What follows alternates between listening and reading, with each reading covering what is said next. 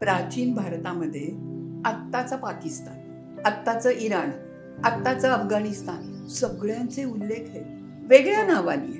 गांधार नावाचा देश येतो.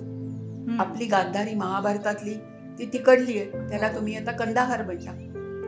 गांधार मधली जी काबूल नदी आहे अफगाणिस्तानातली, तिचा ऋग्वेदात उल्लेख आहे तो कुभा या नावाने येतो.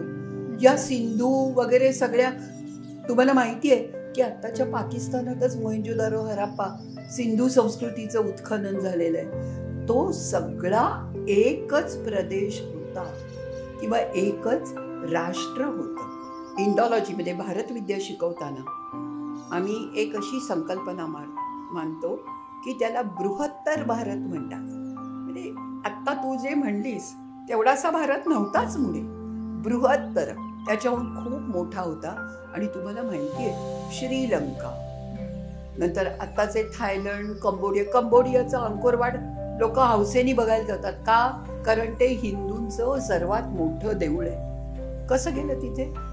कारण तिथपर्यंत आपलं राष्ट्र पसरलेलं होतं, त्याच्यामुळे आपला धर्मही.